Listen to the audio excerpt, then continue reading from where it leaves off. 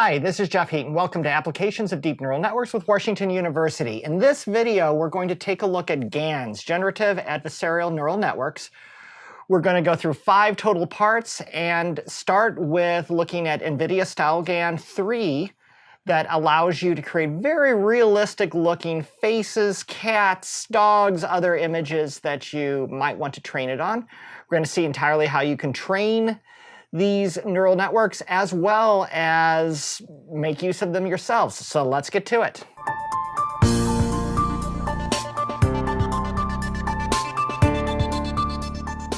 The link to this code is in the description, but we're starting with my GitHub repository for part 7.1. I'm going to open this in Colab because Colab has a GPU, and a GPU is required to generate these StyleGAN images that you've seen. We're going to use StyleGAN3. We're going to be generating faces using the StyleGAN3 faces that NVIDIA has trained. It takes a lot of compute power to train, especially the StyleGAN3 faces. We will use StyleGAN2 actually in the next part to do the training, because unless you've got the latest Ampere GPU, it's going to be punishing to do the training on the older, like the V100s that even the most high-end of Colab gives you. So I'm going to go ahead and run this so that we have access to the G drive, Google Drive, because we might want to save some of these images off that we generate. This module does use PyTorch because that is what NVIDIA uses for StyleGAN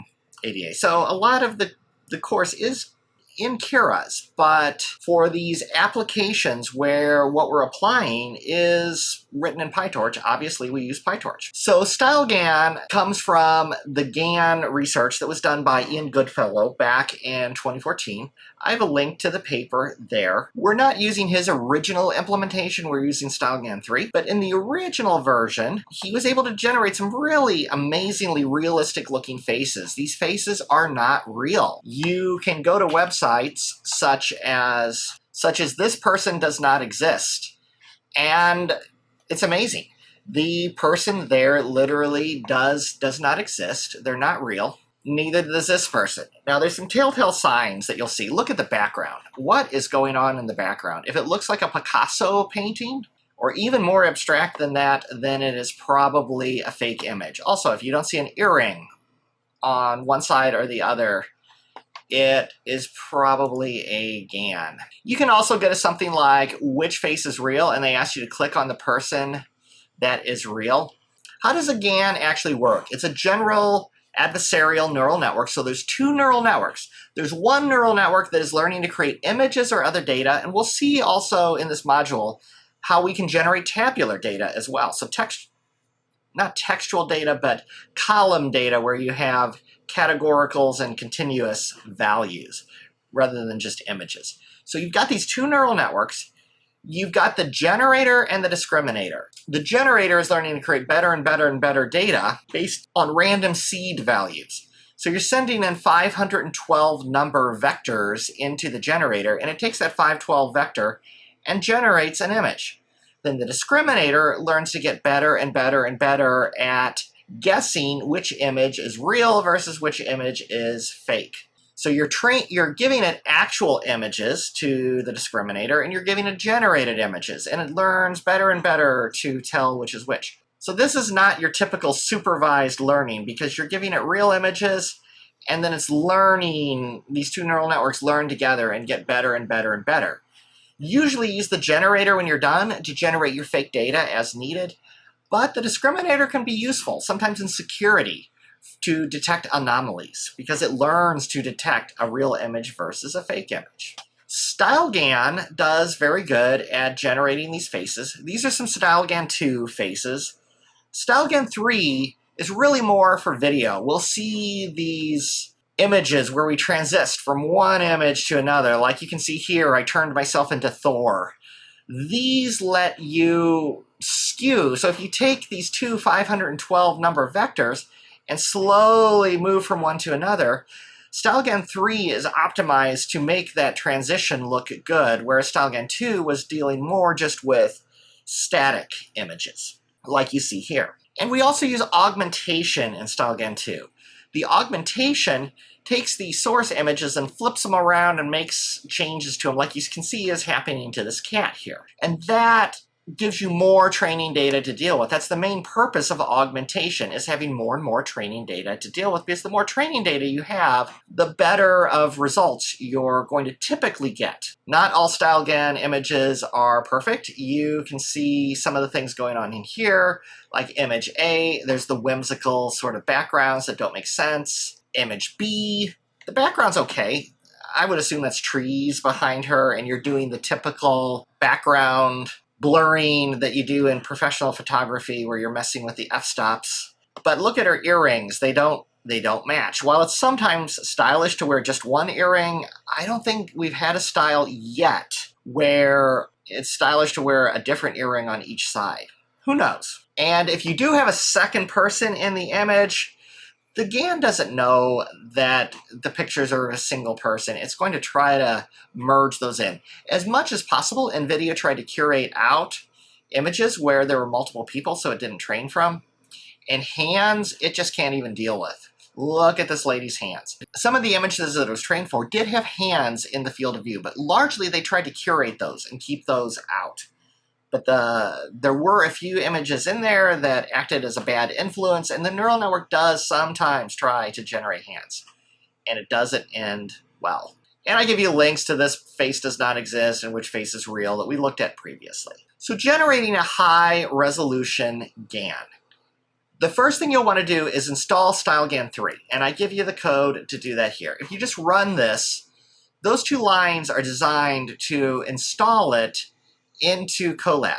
If you're running this locally, this will probably work as well. You may need to make a few adjustments. And you can see here that it has installed StyleGAN3. If you just want to generate some images from seeds, and by the way, it's important to understand the difference between a seed and a latent vector. The latent vector is that 512 number image that I mentioned before, where you are giving it this image, and a small change to that latent vector that you're giving it means a small change to the image.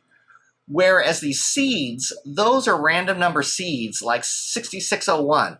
That is used to generate a 512 latent vector, and then the latent vector is used to generate your image.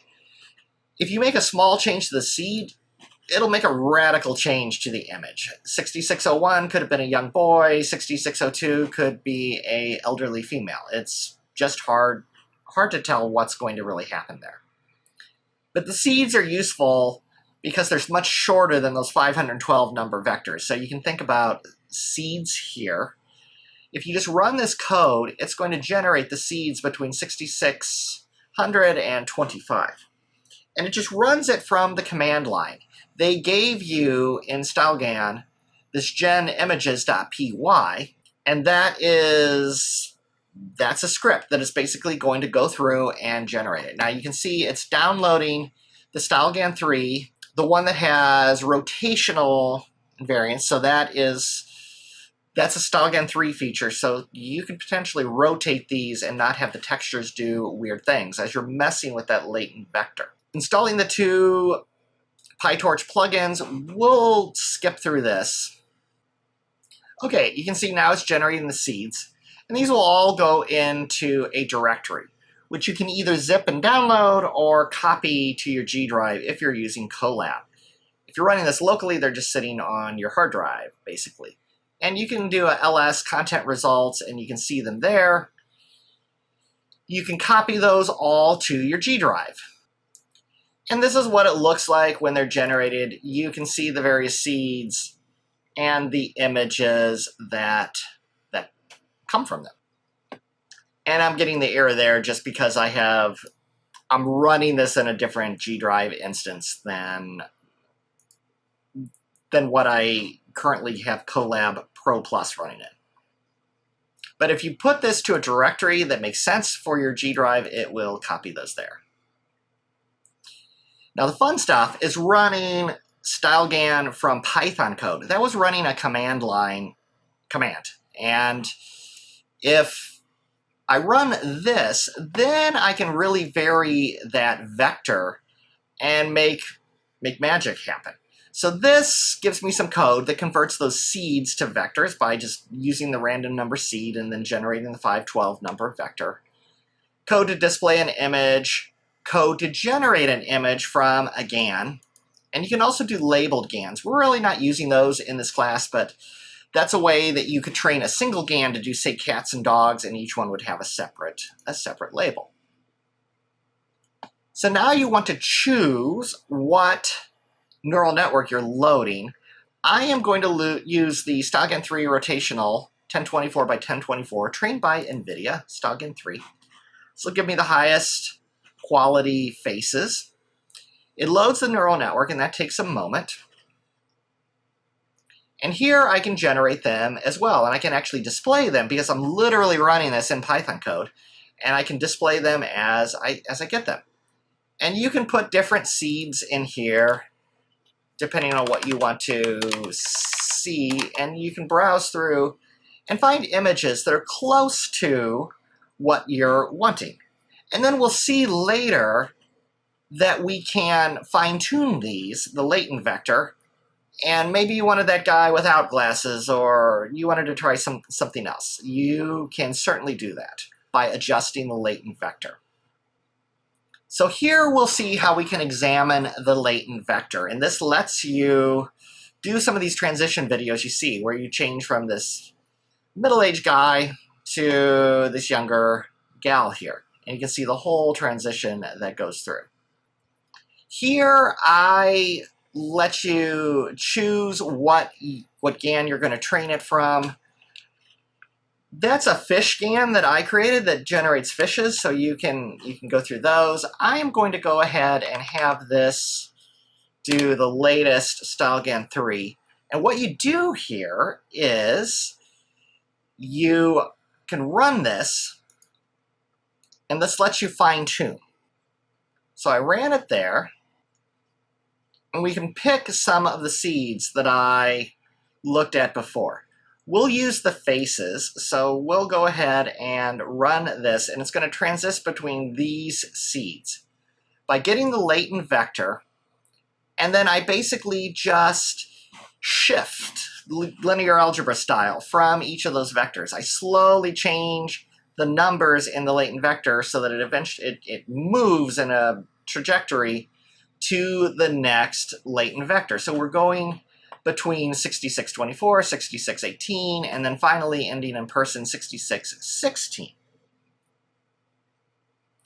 And steps, that's the number of steps that we're going to be at each individual person. So if we made this a much bigger number, the video would be much longer, and it would be a much slower transition in between people. So you can see it's go ahead and generating between those three images, so we'll let that run. All right, then it uses FFmpeg, which is a utility. I've got other videos on FFmpeg if you're interested in it, but it just takes a whole bunch of images and strings them together into an MP4. It also can do the reverse. It can break an image, it can break a video back into its individual images. FFmpeg does a lot of different things, and it's very useful for video processing. I'm going to go ahead and download the movie.mp4 that it just generated. And you can see the movie. And we'll shift between these faces. It's 1024 by 1024, so it's absolutely not at the full 4K that this video was rendered to. Thank you for watching this video, and if you want to stay up to date with this course as well as other projects that I work on, please subscribe to my YouTube channel and give this video a like if it was useful to you. Thank you for watching.